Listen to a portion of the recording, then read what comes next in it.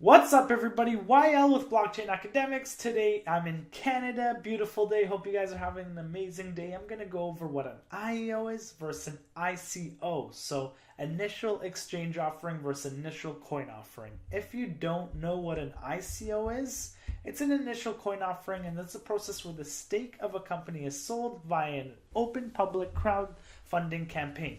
So basically, a startup company, a new business, or even an existing business will launch a crowdfunding campaign, and they'll ask the public for money. In return, you get tokens, and then they'll use that money to move forward with their business, their technology, and hopefully in return, the value of the tokens you bought start moving up in price. You get dividends. So they would be offering new technology. It could be a utility token or a token that offers dividends, whatever it was.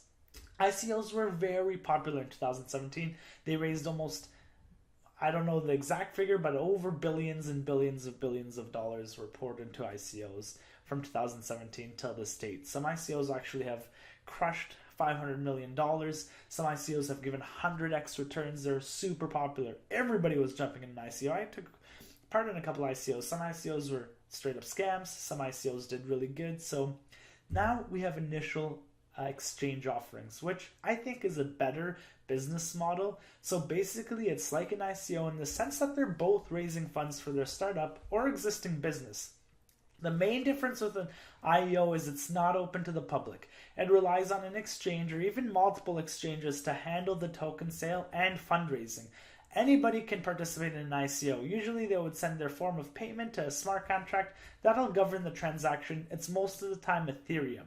To participate in an IEO, the user must create or have an existing account on the exchange. So for example, if it's on Bittrex or Binance, you're going to obviously need a Binance or Bittrex account. And on top of that, if the exchange has a native coin like Binance has BNB, you'll need to use BNB to purchase that IEO. So here's an example of an IEO on Binance. It was seller and it did pretty well. So you can see here that you need a KYC. You're going to need BYB as well, and you'll need to sign the agreement, and you could buy now. So it's just as easy as that. It's right on the exchange, and it's so much more secure doing that. I'm going to go over some of the differences of an ICO versus IEO.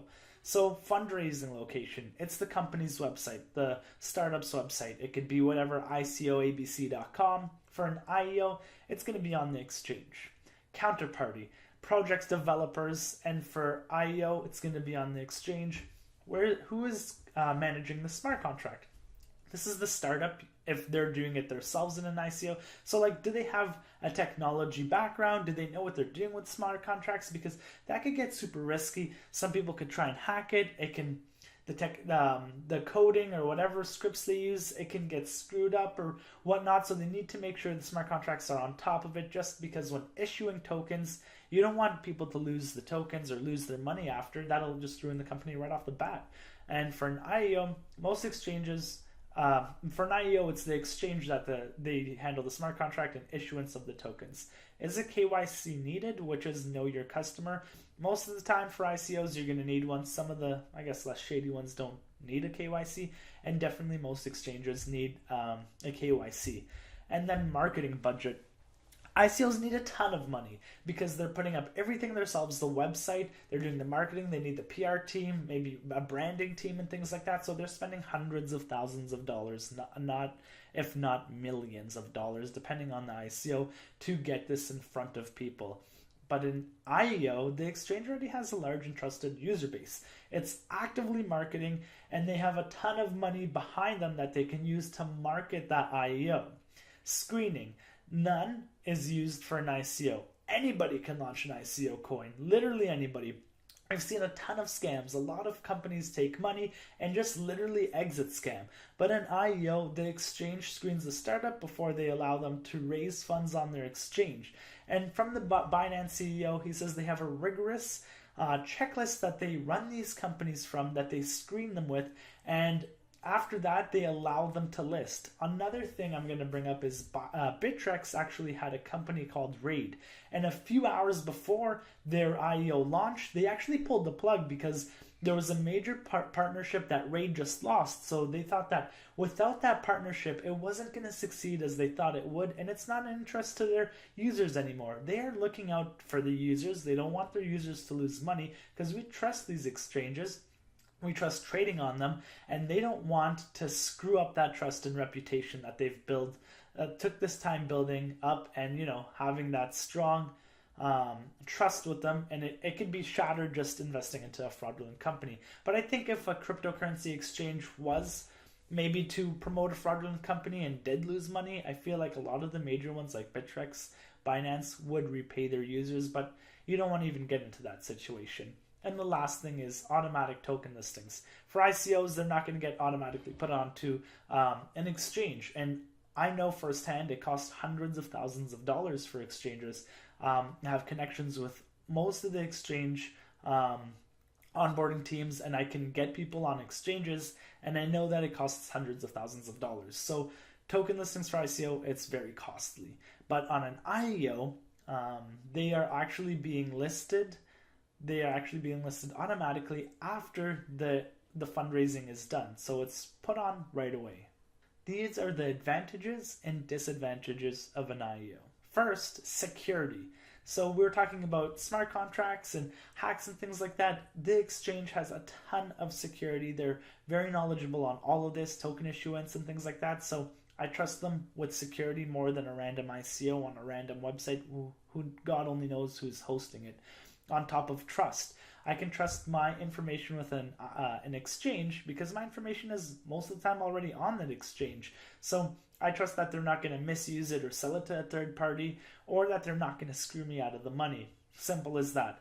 It's easier for projects, definitely. If you don't have a technology background, or if you're not sure what to do, or you're kind of looking to piece all these pieces together, then you can just use an IEO method, and then you can have a ton of support behind you, and they're going to take care of a lot of things. And obviously the listing, you're saving hundreds of thousands of dollars to millions of dollars just getting it listed on the exchanges right away. Some of the disadvantages I found is that it's time consuming if you don't have an account, let's say on Bittrex or Binance, and you need to go to all these exchanges to now sign up because you want to take part of an IEO. But I find that a lot of IEOs, the previous ones actually were pretty successful, and if an exchange is going to put it on their website, then it already has a stronger chance of surviving in the cryptocurrency market.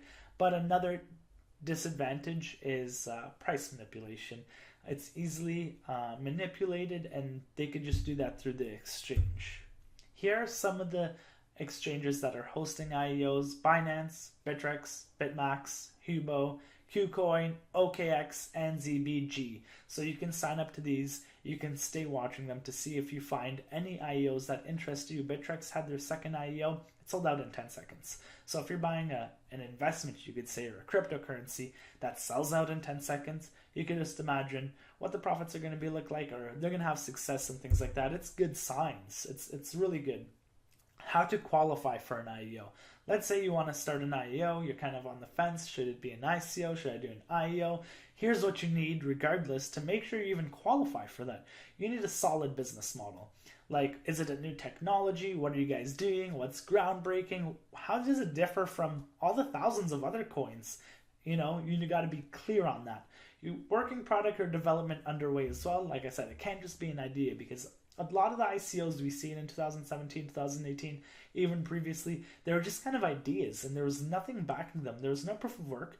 There was nothing working. So if you have already a product or business that's generating income, that's definitely a plus. Proper documentation and token economics, preferably active and large community, that's a plus. Advisors and team, you definitely need a team. You can't just run an ICO by yourself. You need experts in all the different fields to help you launch the perfect ICO.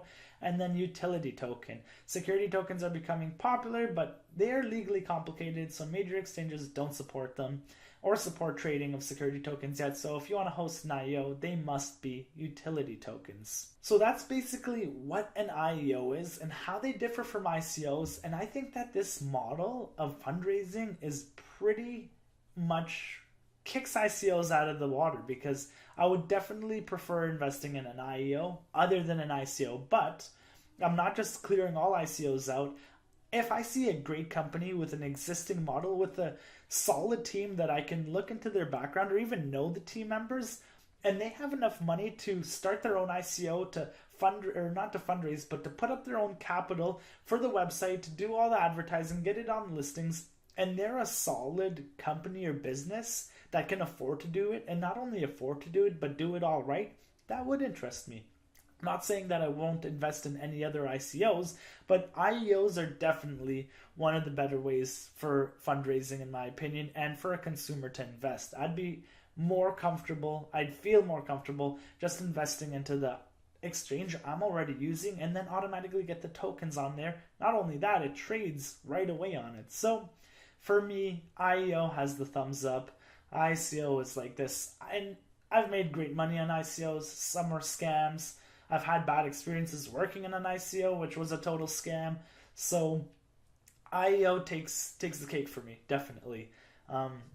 Other than that, if you're looking to list, if you're looking about more questions or want to dig deeper in IEO, I have a solid connection with most of the exchanges and I can definitely get your foot into the door. So that's about it for today. I hope you guys learned, and I hope not only that you learned, you take action on some of these IEOs, because I want to see you make money. I want to make money with you. So like, subscribe, comment. If you have any questions, post them below. Make sure to join our Discord. We have a ton of opportunities there. We have a ton of value that's going into the Discord, and I'd love to see you there. So thank you for watching today's video, and I'll see you in the next one.